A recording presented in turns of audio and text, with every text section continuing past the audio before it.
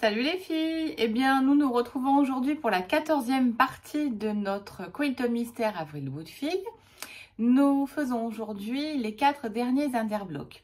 Ensuite, nous ferons les blocs et entre les blocs, nous ferons le montage à partir du mois de septembre. Je vous montre donc ce que je vous ai concocté pour ces 4 derniers interblocs. Donc voilà, ce sont des petits de 15 par 15, donc auxquels j'ai rajouté 2 cm de couture. Ce sont des petits papillons en origami. Voilà, donc pas d'affolement, on va les faire tout ensemble. Alors, pour ce faire, il vous faut 4 morceaux de fond blanc, ceux que vous avez utilisés pour faire les étoiles et les cœurs.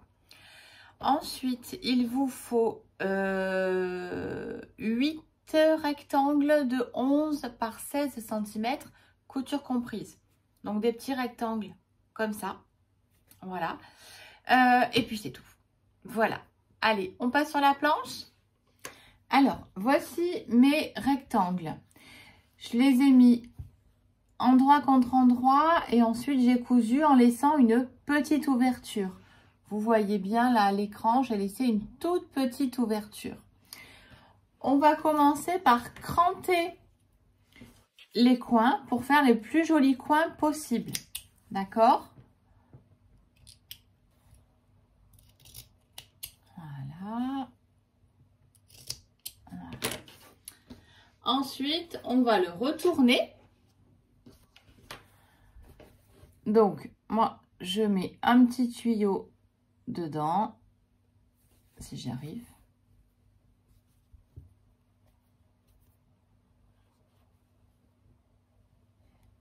Alors, il y a des outils, ça s'appelle le guide-passe, c'est très très bien. Donc, c'est un truc creux. Ensuite, vous mettez la petite baguette dedans et vous passez par-dessus. Hop, et quand ça sort par le petit trou, vous n'avez plus qu'à tirer.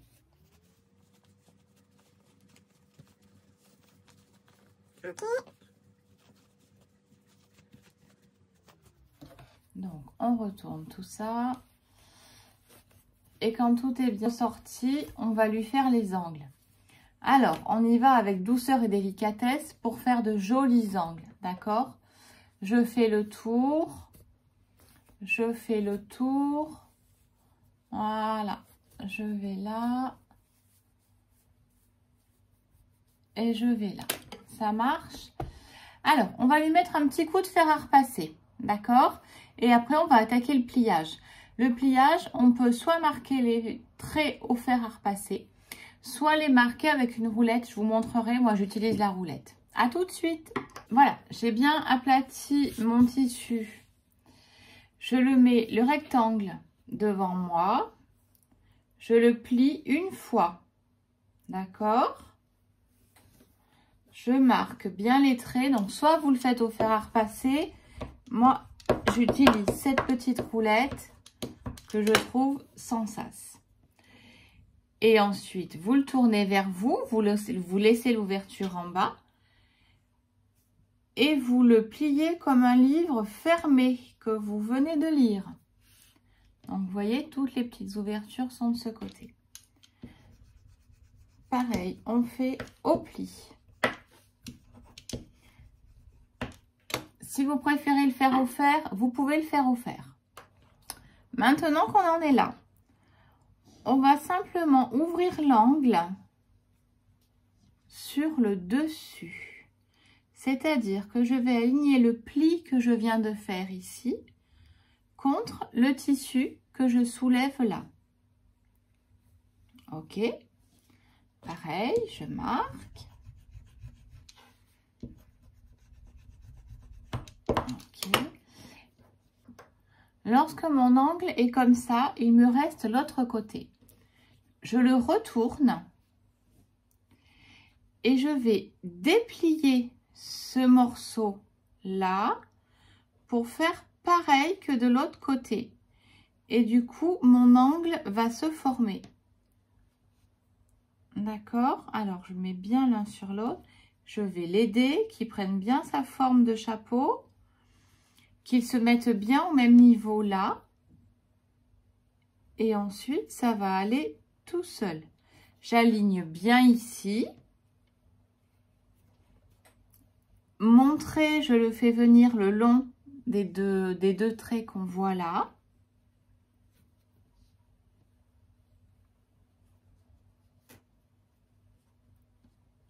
Hop. Voilà. Donc là, il a deux belles jambes. Il descend bien. Il est très, très beau. Ensuite, je vais le tourner. D'accord? Et là, on a presque fini. Vous allez voir. Je vais rabattre ce morceau vers moi. Comme ça. D'accord?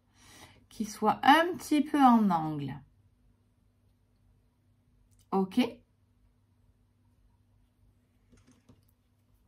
Et ensuite, je vais lui ouvrir les ailes. Regardez comme il est beau. Donc, rien ne vous empêche, si vous souhaitez, de lui mettre un petit point. Voilà, là, on l'a ouvert. Rien ne vous empêche de lui mettre un petit point à ce niveau-là. D'accord? Moi, pour l'instant, je ne l'ai pas fait. Donc, je lui tiens les ailes. Je lui replie ça derrière. Et je vais ouvrir ses ailes. Hop, et de 1. Et je lui ouvre ses ailes. Vous voyez le petit morceau qui est là? Je le tire et je le fais passer plus bas. Donc, voilà notre papillon qui est tout beau. Et là, je vais lui mettre juste quelques points à la machine. Donc, vous voyez, voilà. Là, je vais lui mettre quelques points à la machine, vraiment à ce niveau-là. Et puis, je vais lui former un petit peu le corps, voilà. Un petit coup comme ça. Ce qui fait que mon papillon, il a les ailes bien mobiles. D'accord? Et là, il est prêt à coudre sur notre tissu. Donc, je prends un carré de 15 par 15 avec mes coutures autour. Et là, je vais lui mettre un petit coup de machine. Juste en fait pour qu'il tienne. Donc, j'ai mis quelques points ici, à ce niveau-là, parallèlement. Et je lui ai mis quelques points ici. Comme ça. Comme ça, en fait, vous voyez que votre papillon, il reste mobile. Quand vous allez plier votre patch, en fait, il va s'aplatir sans souci. Même aplatis, ils sont très beaux. Ça fait joli petit papillon. Et puis, ben, quand vous allez vous en servir de votre patch, et ben, vous aurez de jolis papillons mobiles dessus. Voilà. Allez, je le couds et puis je vous remontre. Et bien voilà, voici tous les papillons qui ont été réalisés. Vous voyez, ils sont tous un petit peu différents. Donc, le pliage est le même. Après, c'est vrai que des fois, selon la couture, on met un demi-centimètre de plus ou de moins. Donc, du coup, ils sont plus ou moins gros, plus ou moins... Ben, comme dans la nature. Voilà, ben, je vous montre les 4 blocs. Là, vous les voyez mieux. Voilà.